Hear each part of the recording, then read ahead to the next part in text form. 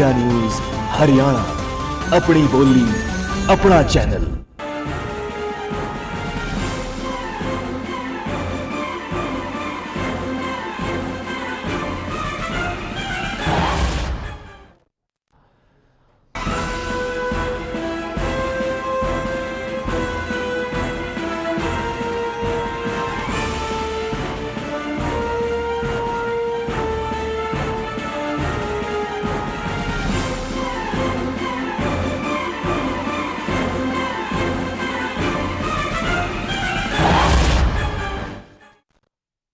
Break के बाद एक बार फिर से आप सभी का स्वागत है। कल नतीजे आने वाले हैं और देश प्रदेश सहित पूरी दुनिया इन नतीजों का इंतजार कर रही है। कल आने वाले नतीजों में इतिहास अपने आप को दोहराएगा या फिर नया इतिहास लिखा जाएगा, ये तय होना है। जल्दी से हम अपने पैनल से एक बार संक्षिप्त परिचय आपसे करा दें। हमारे साथ कांग्रेस पार्टी के प्रदेश प्रवक्ता राहुल राव साहब हैं, हमारे साथ बीजेपी के नेता सूरजपाल अंबू जी हैं, हमारे साथ इंडियन नेशनल लोकदल के प्रदेश प्रवक्ता राजीव जेटली साहब हैं, संपादक आज समाज अजय शुक्ला जी हमारे साथ हैं, channel head India news Haryana Amit Arya ji हैं, हमारे वरिष्ठ सहयोगी शक्ति परमार हमारे साथ स्टूडियो में मौजूद हैं। हमने तकरीबन अपने सहयोगियों से, पत्रकारों से राय जानने की कोशिश की कि कल कैसे नतीजे बाहर आ सकते हैं, नया इतिहास लिखा जा सकता है या फिर इतिहास दोहराया जा सकता है। अब हम जरा राजनीतिक प्रतिक्रिया भी ले लें। राहुल राव साहब, सबसे ज्यादा जो निशाना है वो आपकी तरफ है और लगता ऐसा है कि पूरी पार्टी ने, मुख्यमंत्री सहित पूरी पार्टी ने नतीजों से पहले सरेंडर कर दिया है। आपके मुख्यमंत्री ने ये मान लिया है कि नतीजों में कमी आएगी, नतीजे वैसे नहीं होंगे जैसी अपेक्षा करके हम चल रहे हैं। क्या ये मान लिया जाए कि आप लोगों ने बड़प्पन दिखाते हुए, अपने को एसिस करते हुए मतगणना से पहले ही हार स्वीकार कर ली है? नहीं, बिल्कुल ऐसा नहीं है राजीव जी, और ना तो माननीय मुख्यमंत्री जी ने ऐसा कोई संदेश दिया। और बिल्कुल कहा है, सार्वजनिक बयान है। बिल्कुल आप कहेंगे तो बयान हम आपको सुनवा भी देंगे। राजीव जी, वो हर व्यक्ति की अपनी सोच है कि उस बयान को किस तरीके से लेते हैं। नहीं, उन्होंने ये लाइन कही है, बिल्कुल नतीजों में भारी कमी आएगी। जो आप बात कह रहे हैं, इस बात को एक ही तरह से देखेगा। नहीं, जो आप बात कह रहे हैं उसी को मैं आगे बढ़ाते हुए राजीव जी कह रहा हूँ कि जिस तरीके से कुछ उम्मीद नहीं, उसकी कोई आवश्यकता नहीं है। बाइट लगातार हमने चैनलों के माध्यम से सुनते हैं जी। और दूसरी चीज ये है राजीव जी, माननीय मुख्यमंत्री जी ने कहा जिस तरीके से हार और जीत एक पहलू है, लेकिन कम और ज्यादा हो जाना, कितने कम होंगे, कितने अधिक होंगे, ये अलग अलग चीजें हैं। क्योंकि कांग्रेस 10 में से 9 सीटों पे पहले से यहाँ पे जीती हुई सीटें हैं, उसमें से कितना आकलन कम होता है। अगर एक सीट भी कम होती है, 8 सीट आती है तो वो भी कम में ही आका जाएगा। अगर 2 सीटें कम होती हैं तो वो भी कम में ही आका जाएगा।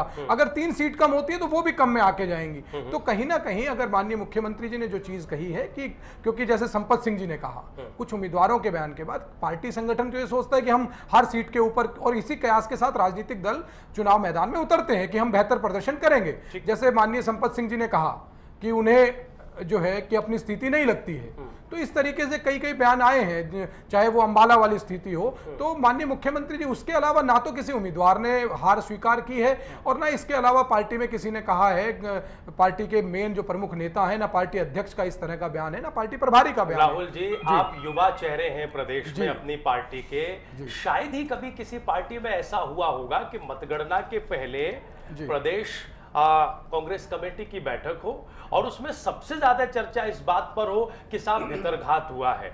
राणा साहब इस बात, ये आवाज यहां से उठाएं, संपत जी वो आवाज वहां से उठाएं, खुद आपके प्रदेश अध्यक्ष अशोक तंवर साहब इसी बात के शिकार हो, चूंकि उन पर जिम्मेदारी है, वो ये बात कह न पाए। कुछ ऐसी राजीव साहब जो आपके पूर्व प्रदेश अध्यक्ष है, कद्दावर नेता है, उन्होंने यही बात कही। कभी आपने देखा है कि मतगणना से पहले इस तरह का विश्लेषण, और तब आप ये कहें कि एक सीट कम भी हम उसे कम ही मानेंगे? राजीव भाई, क्या होता है कि हमारी मासिक बैठक होती है, प्रदेश कांग्रेस कमेटी की नियमित बैठक होती है। अब की बार की बैठक क्योंकि लोकसभा चुनाव के रिजल्ट्स नहीं आए हैं, उससे पहले हुई, और उसमें निश्चित तौर पे पार्टी के जिला अध्यक्ष, पार्टी की प्रदेश कार्यकारिणी और जो उम्मीदवार लोकसभा का चुनाव लड़े वो शामिल होते हैं। और इस बात पे भी चर्चा होना लाजमी है कि किस तरह का चुनाव लड़ा गया, कहीं कमियां थी या नहीं थी, और किस तरह की शिकायतें हैं। तो निश्चित तौर पर ये चीजें बात सामने आती हैं। अगर संगठन में बैठ के ये बातें नहीं होंगी तो मैं समझता हूं बाहर कहां से होंगी। तो निश्चित तौर पर सभी उम्मीदवारों ने वहां पे बातें रखी। राहुल, फिर आप ये मान रहे हैं कि भितरघात आपकी पार्टी में हुई थी?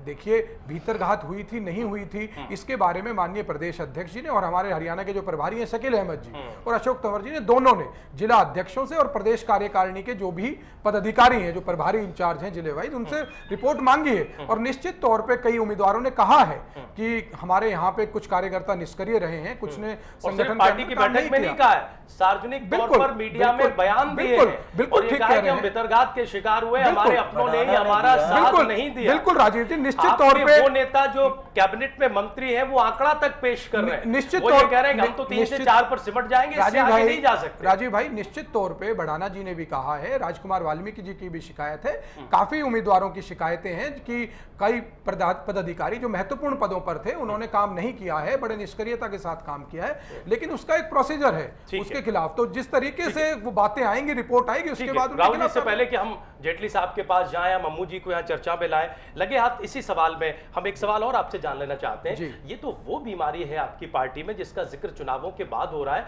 इसी बात का जिक्र तो चुनावों से 6 महीने पहले हो रहा था। मीडिया में इस बात की चिंता आपके बड़े नेता लगातार जता रहे थे।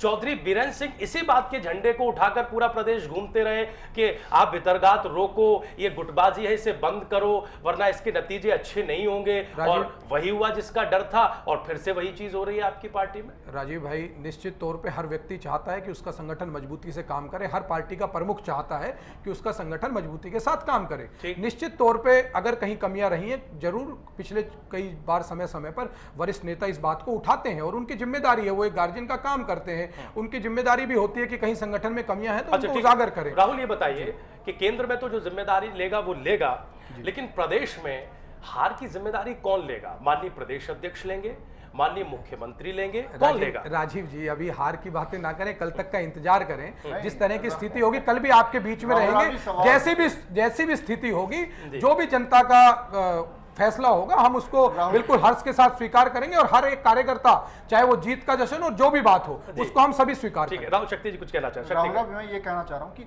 जितने भी एग्जिट पोल हुए हैं, जितने भी, सबने अधिकतम जो सीटें हरियाणा में 2 दी हैं और न्यूनतम 1। नहीं शक्ति भाई, आप न्यूज नेशन का और टाइम्स नाउ के सर्वे को भी उठा के देखिए, उसका जिक्र किया, राहुल ने उसका जिक्र किया, उसमें 7 सीटें टुडे का सर्वे और न्यूज नेशन ORG का सर्वे कांग्रेस पार्टी को हरियाणा में 5 से 6 सीटें दे रहा है। राजीव भाई, शक्ति जी, ये जो चुनावी सर्वेक्षण है, ये 2004 में भी आए थे और 2009 में भी आए, और जिस तरह से 2004 में अटल बिहारी वाजपेयी जी की गवर्नमेंट के बाद का जो सर्वे आया था, शाइनिंग इंडिया का बहुत बड़ा कैंपेन चला था पूरे हिंदुस्तान के अंदर, और उसके बाद रिजल्ट्स क्या हुए थे आपने देखा कि कांग्रेस की सरकार बनी। इसी तरह की स्थिति 2009 में भी सर्वेक्षण में दिखाया। केवल हजारों या चुनिंदा व्यक्तियों के बल के ऊपर हम देश की राजनीति को तय नहीं कर सकते हैं। जो भी फैसला होता है वो जनता तय करती है, जो भी फैसला वो आ जाएगा, लेकिन सर्वेक्षण जब फेवरेबल होते हैं तो मुझे लगता है कि अरे जी, हर व्यक्ति को एक राजनीतिक दल की नहीं, अमित जी, ये कहानी एक राजनीतिक दल की नहीं, ये हर राजनीतिक दल की यही कहानी है कि जब चीजें अपने फेवर में होती हैं तो राजनीतिक दल कहते हैं कि इतना जो आप दिखा रहे हैं यही नहीं, इससे बढ़कर हमें सीटें मिलेंगी, और जब कम होती है तो वो यकीन इस पर नहीं करते। राहुल भाई, इस बार अलग बात ये भी हुई कि पिछला जो 2009 का चुनाव था, आपके साथ नेता जुड़ रहे थे। इस बार आपने देखा होगा कि कांग्रेस में जो 40 साल, 50 साल, 30 साल, 35 साल पुराने नेता हैं, वो भी छोड़ छोड़ के चले गए। उन्होंने 4-5 कैंडिडेट। चौधरी वीरेंद्र सिंह ने तो यहाँ तक कहा, अभी पीछे 5-7 दिन पहले का उनका वो था कि जिस तरीके की परिस्थितियां बन रही हैं, उसमें बन क्या रही है, उनका पीछे उन्होंने कोई एग्जाम्पल लिया उसका, बोला ये जो सारे गए हैं कांग्रेस के साथी हमारे, जाना तो मुझे चाहिए था, चले ये गए।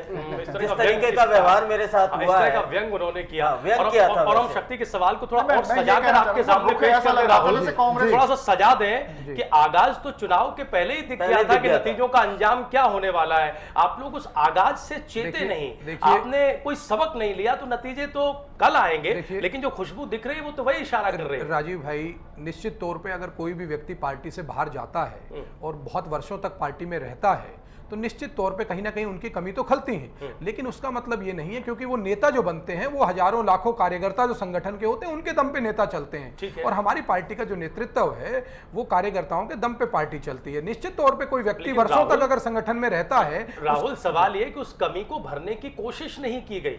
देखिए, ऐसा लग रहा था कि कांग्रेस पार्टी आतुर है कि नतीजे वैसे ही आए, देखिए राजीव भाई, आपने राव इंद्रजीत की कमी को कहां भरा? देखिए राव इंद्रजीत की लगातार ये शिकायत रही कि उन्हें सम्मानजनक तरीके से राजीव मनाया जी, नहीं गया, राजीव जी, उनकी कंप्लेंट्स को एड्रेस नहीं किया गया। राजीव जी किस तरह के सम्मान की बात वो करते हैं? लगातार कितनी बार तो उन्हें पार्टी ने विधायक बनाया, कितनी बार उनको सांसद की टिकट दी, कितनी बार उन्हें केंद्र में मंत्री बनाया, आईटी विभाग का चेयरमैन बनाया, संगठन में अनेकों महत्वपूर्ण जिम्मेदारी दी, चाहे चुनाव समिति के सदस्य के रूप में वो रहे हों या अन्य जिम्मेदारियां रही हों।